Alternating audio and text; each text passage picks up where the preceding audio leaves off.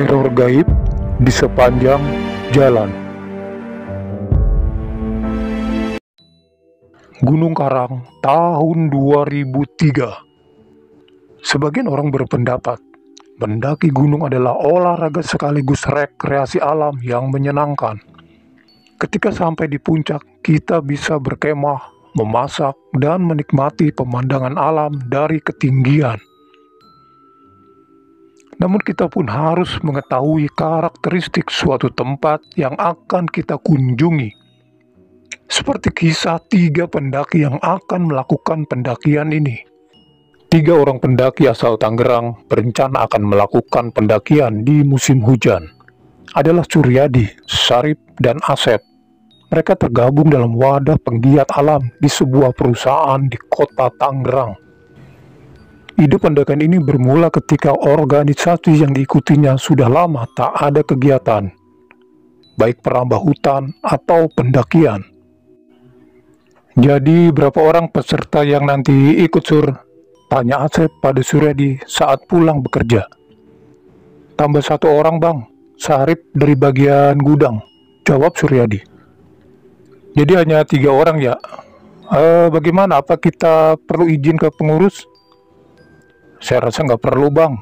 Kita tidak usah bawa bendera perusahaan, karena kita kan hanya mengisi kepenatan kerja saja. Lagian tidak terlalu jauh kan Gunung Karang, ucap Suryadi.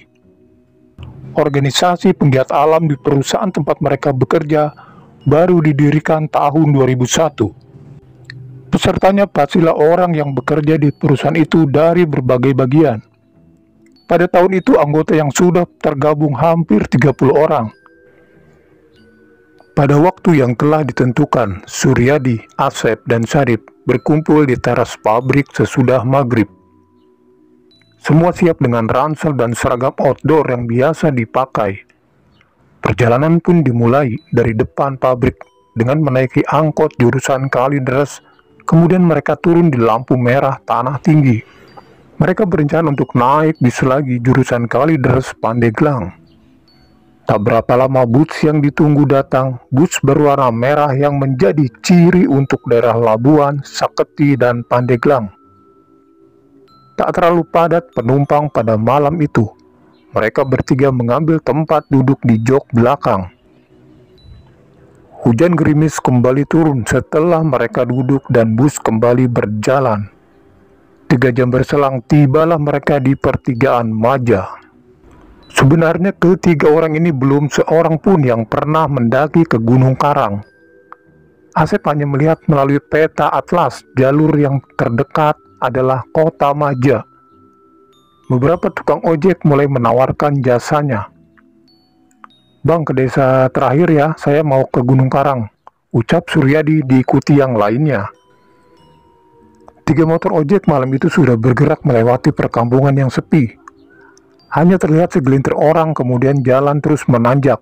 Suara sepeda motor meraung keras walau kadang tersendat. Singkat cerita, sampailah mereka di batas akhir desa. Setelah membayar ojek, ketiga pendaki itu bertanya-tanya pada salah satu warga yang bertemu di jalan. Desa itu bernama Pager Batu. Orang itu lalu menunjukkan jalan ke arah ladang. Hujan masih rintik-rintik. Suryadi memimpin di depan, diikuti Asep dan Sarip. Masih melewati ladang penduduk, tapi pemandangan di bawah masih terlihat lampu-lampu kota. Desa Pager Batu ternyata memang banyak bongkahan batuan besar di sepanjang jalur. Didominasi ladang pertanian, belum tampak adanya hutan rimba. Bang Asep, ini betul nggak jalurnya? Dari tadi kita masih di kebun jagung, Bang. Tanya Suryadi. Iya, Bang. Info dari temen juga kalau mau masuk ke Gunung Karang ada pendaftarannya. Ini kita belum ketemu siapapun di sini. Sarip menimpali. Gue juga nggak tahu. Gue pikir bisa lewat Maja. Soalnya di atlas desa paling deket ya dari Maja. Jawab Asep sambil terus berjalan. Rintik-rintik hujan masih menemani perjalanan ketiga pendaki itu. Mereka berharap bertemu seseorang. Mereka pun sepakat. Setengah jam jika jalur yang dilalui masih ladang penduduk, akan beristirahat dan buka tenda. Di depan kita ada saung petani. Kita break di situ aja, teriak Asep. Mereka menemukan tempat berlindung untuk beristirahat. Sebuah pondok kecil yang terlindungi. Ini bukan saung, Sep. Ini seperti pondok untuk apa ya? Tanya Suryadi. Ya, kita istirahat aja dulu di sini sambil cari tahu posisi kita di mana. Timpal Syarif. Malam itu mereka beristirahat di pondok yang terawat rapi. Ada balai bambu untuk tiduran. Di hadapan pondok ada jalan setapak. Di belakang pondok banyak ditumbuhi pohon-pohon tinggi menjulang. Ketiga pendaki itu mulai membuka perbekalan makanan. Asep mulai menyalakan kompor portable-nya. Suara rintik hujan mulai terdengar diiringi suara angin yang tiba-tiba datang menderu-deru. Ada suara aneh di belakang pondok saat mereka tengah menyantap hidangan. "Bang, suara apa itu ya? Kok serem ya bunyinya?" tanya Syarif sambil menyeka mulutnya. Suara pohon itu kena angin jadi berbunyi, tandas Asep menenangkan suasana. Suryadi hanya terdiam. Ia mulai merapikan peralatan makan. Sisa-sisa makanan dilemparkannya ke depan pondok. "Jangan main lempar aja, Sur. Pamali, kata orang Sunda. Takut kena mata setan," ucap Syarif mengingatkan. Suryadi mengeluarkan isi tasnya. Nampak beberapa benda-benda seperti batu akik, keris-keris kecil, dan wapak yang bergantung seperti kalung. Suryadi lalu mengenakan kalung itu di lehernya. Asep dan Syarif hanya tertawa mengejek. "Kayak bocah aja, kalau sakit zaman dulu pakai kalung jimat itu untuk ngusir setan," ujar Asep sambil menghisap rokoknya. Suryadi lalu menceritakan kegunaan benda-benda klinik yang dibawanya. Angin malam itu semakin keras. Suara di belakang pondok kembali terdengar seperti erangan binatang buas. Sontak mereka terdiam. Suryadi dan Syarif lalu mulai merebahkan tubuh pada balai bambu. Mungkin karena takut mendengar suara yang seram itu. Asep mendapat tempat tidur di sisi luar pondok. Berkali-kali ia coba memejamkan matanya, namun tak bisa. Suara gerimis hujan dan erangan di belakang pondok terus terdengar. Asep lalu mengambil sebilah golok dari dalam tas. Ia bergegas turun dari balai bambu itu, berjalan keluar menuju halaman belakang. Senter pun mulai dinyalakan. Angin malam kembali menghempas tubuhnya lebih keras dibarengi suara seperti harimau. Ia mulai menyorotkan arah senter ke atas pohon yang tinggi. "Hanya batang pohon yang bergesekan," ucapnya dalam hati. Ia terus berjalan dan menyorotkan sinar senter berkeliling. Asep terkejut. Ada seseorang yang tengah berdiri membelakangi di sebatang pohon. Senter pun dimatikan. Ia menoleh ke sisi kanan, di situ pun tampak seseorang tengah berdiri. Lelaki itu memakai ikat kepala berwarna merah, di pergelangan tangannya tampak gelang besar, sehingga terlihat begitu besar bahunya. Ada 5 orang yang terlihat dengan atribut prajurit kerajaan. Asep menyadari yang dilihat adalah bukan manusia. Ia bergegas kembali ke pondok. Suryadi dan Syarif masih terlihat berbaring. Sur, bangun, kita jalan lagi. Jangan terlalu lama di sini," bisik Asep membangunkan keduanya. Emang ada apa, Bang?" tanya Syarif memandang sekeliling.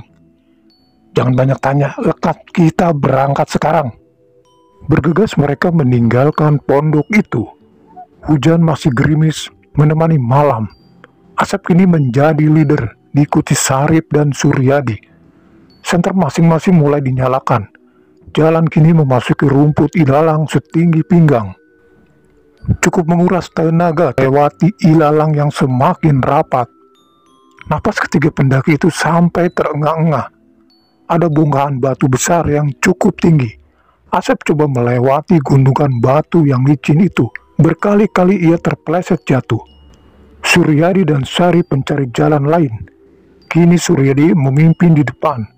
Ada beberapa pohon besar yang harus dilalui. Ia kemudian mengeluarkan keris kecil dari saku jaketnya dan membacakan doa. Benar saja, pohon dan batu yang menghalangi seakan membuka. Mereka kembali menemukan jalan setapak. kembali memasuki ladang pertanian, ladang jagung, dan lahan kosong.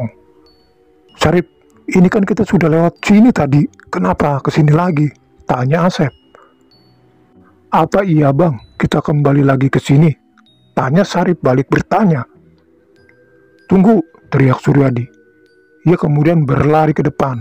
Asep dan Sarip menunggu. Tak berapa lama Suryadi kembali dengan napas yang terengah-engah. "Kita ke pondok ini lagi," ujar Suryadi. "Apa? Ke situ lagi?" suara Sarip seakan tak percaya. "Nggak mungkin, kita udah jalan lumayan lama. Kenapa harus ada di pondok itu lagi?" jawab Asep. "Iya bang, sebenarnya ada ketakutan dalam diri Asep untuk kembali ke pondok itu, karena tadi ia mengalami melihat 5 prajurit entah dari mana." "Kita tunggu sampai terang baru kita lanjut bang," ucap Sarip. Ketiga pendaki itu akhirnya kembali ke pondok, tapi kali ini mereka tidak bisa tidur. Gangguan suara dan lemparan batu kerikil datang tiada henti hingga fajar menjelang. Sarip dan Asep beranjak dari duduknya. Semalaman mereka hanya bersandar di pondok. Suryadi terlihat sedang menyapu halaman. Sisa-sisa makanan semalam dibersihkan. Sepertinya Suryadi mengakui kesalahan yang ditimbulkan dengan membuang sampah sembarangan. Namun yang mengejutkan mereka bertiga, ternyata di samping kanan pondok ada sebuah makam yang dipagari. "Ada kuburan, Sur. Kenapa semalam gak kelihatan?" gumam Asep. "Mungkin terhalang pagar bang," ucap Suryadi. "Ayolah kita lanjutkan, jangan terlalu lama di tempat ini," ajak Sarip sambil mengangkat ranselnya. Matahari pagi itu bersinar redup, terhalang awan hitam yang terus mengurung kaki Gunung Karang. Ketiga pendaki itu melanjutkan perjalanannya. Walau keadaan terang, mereka masih mencari jalur. Tujuan mereka terus berjalan ke atas. Hingga pada suatu tempat, mereka melihat seorang petani yang sedang mencangkul. Karena posisi petani itu di atas bukit, ketiga pendaki itu harus memutar mencari jalan. Suryadi memanggil petani itu sambil melambaikan tangan, berharap ada jalan ke arahnya. Petani ladang itu menunjuk arah timur dan ketiga pendaki itu pun dengan cepat berjalan. Cukup lega rasanya bertemu seseorang setelah semalaman diteror sepanjang jalan. Di tempat itu mereka membuat masakan dan kopi. Suryadi memberikan segelas kopi dan menawarkan rokok ke petani ladang itu. Mereka kemudian menceritakan perjalanan semalam.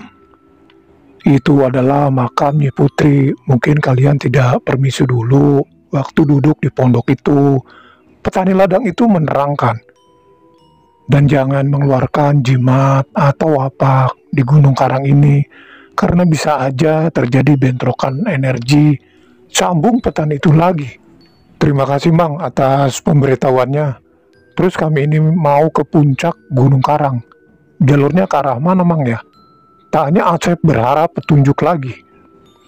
"Kalau ini sebenarnya bukan untuk ke puncak, ini adalah jalur ke Kawah Putih," petani itu menjelaskan lagi. "Kalau untuk ke puncak bisa, tapi harus buka jalur dan beresiko tersesat," sambung petani itu lagi. Setelah dirasa cukup, mereka bertiga akhirnya melanjutkan perjalanan. Sinar matahari masih terhalang kabut. Akhirnya mereka sampai di pintu gunung. Cukup lembab dan basah dengan bau aroma hutan pada umumnya. Ada 2 jalur persimpangan, satu mengarah ke atas dan ke kiri ke arah bawah. "Kita coba ke atas, barangkali itu ke puncak," ucap Asep yang kini menjadi leader. Di kanan kiri jalur dipenuhi semak dan pohon rasa mala. Asep mulai merambah jalur yang terasa kian menyempit. Ia mengeluarkan golok tebasnya untuk menghalau ranting dan semak. Terkadang harus merunduk melewati semak yang seperti terowongan. Keringat mulai membasahi badan di tengah keletihan itu. Tiba-tiba Sarip berbisik, "Ada ular bang." "Di mana?" "Kanan atas." Asep, Suryadi, dan Sarip sangat jelas melihat seekor ular sanca kembang melintas di hadapan mereka. Hanya berjarak 3 meter. Semua terdiam. membisu sampai ujung ekor ular itu tak terlihat lagi. "Mundur Sur, balik arah," ucap Asep memecah kesunyian. Ia tahu tidak ada jalur lagi ke atas. Jalan buntu, Suryadi bergegas turun diikuti Sarip dan Asep. Masih terbayang ular sanca itu melintas sebesar pohon pinang di hadapan mereka. "Kita kembali ke persimpangan yang ke bawah," ucap Asep. Jalur kini mengarah ke bawah melewati dinding bukit yang basah. Jalan sempit tapi masih terang terlihat. Harus berpegangan kuat pada akar sebelah kanan karena di kiri mereka jurang yang dipenuhi semak dan batu terjal. Bau belerang mulai terasa. Ini rupanya jalur ke arah Kawah Putih. Beberapa pacet terlihat melanting dari batang pohon yang basah. Ada kucuran air dari tebing walau tidak terlalu deras. Di sini harus ekstra hati-hati berpegangan karena kita berjalan di atas akar yang berlumut. Satu demi satu mulai melompat setelah selamat dari tebing air itu.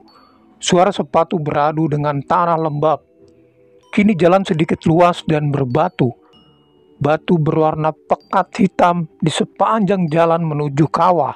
Terdengar sahutan dari arah kawah. Suryadi membalas sahutan itu.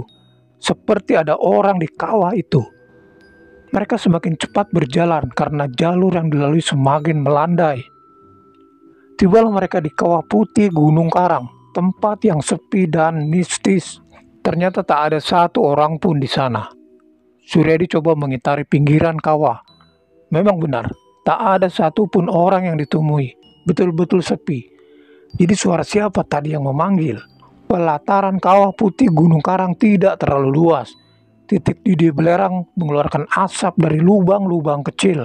Apakah kawah ini masih aktif atau gunung mati yang tak bisa meletus? Suryadi lalu melepaskan batu cincin yang dipakai. Baru saja Sarip melarang. Batu cincin itu sudah dicelupkan ke dalam sumber air belerang. Tiba-tiba semburan air panas menyambar Suryadi. Ia pun terjengkang jatuh ke belakang. Ia salah menginjak batu, tubuhnya jatuh. Sarip dan Asep mendekati wajah Suryadi yang memerah, menahan hawa panas yang menempel di wajah dan dadanya. "Jangan main benda-benda ginian, Sur, cari masalah," teriak Sarip. Suryadi masih terdiam menahan panas di wajahnya. Wajahnya dipenuhi lumpur belerang yang pekat. Tubuhnya lemas. Asep dan Sarip menggotong Suryadi ke pinggir kawah. Wajah Suryadi dibersihkan dengan air mineral, juga leher dan dadanya. "Gimana Bang? Kita minta bantuan ke bawah apa kita obati sendiri?" tanya Sarip cemas. "Kita tunggu sampai dia sadar. Berisiko kalau turun sendiri," jawab Asep. "Kita gotong aja Bang. Terlalu dekat kawah kalau buka tenda di sini," ujar Sarip. Asep dan Sarip mulai mencari potongan dahan yang bisa digunakan untuk tandu. Suryadi mulai diangkat dengan tandu ala kadarnya menjauh dari kawah. Akar-akar merambat dijadikan tali temali untuk menopang tubuh Suryadi. Suryadi mulai diangkat dengan tandu ala kadarnya menjauh dari kawah. Awan hitam mulai mengurung kawasan kawah. Sepertinya hujan lebat akan segera turun. Setelah dirasa aman, Asep dan Sarip mulai mendirikan tenda yang belum sempat digunakan. Suryadi dibaringkan di dalam tenda. Beberapa bayangan berkelebat melintas. Asep dan Sarip saling pandang. Ada erangan suara Suryadi. Sur, bangun," ucap Sarip menepuk tangan Suryadi. Suryadi meracau. Berbicara tidak jelas. Ada sesuatu yang memasukinya. Sarip mulai membaca-baca apa yang ia bisa. Cukup lama Asep dan Sarip menangani tubuh Suryadi yang kemasukan jin penunggu kawah. Hingga akhirnya dengan kemampuan Sarip dibantu Asep, kondisi Suryadi mulai membaik. Suryadi mengakui kesalahan yang dilakukannya. Setelah semuanya kembali normal, ketiga pendaki itu mulai menuruni lereng kawah. Rupanya jalan pulang lebih cepat dan mudah ditemukan. Ada sebuah desa yang bernama Pasir Angin. Rupanya kemarin mereka salah mengambil jalur. Di sana Suryadi dimandikan oleh seseorang yang merupakan guru ngaji. sempat menginap semalam di rumah guru ngaji itu, dan keesokan paginya ketiga pendaki Tangerang itu pulang dengan selamat.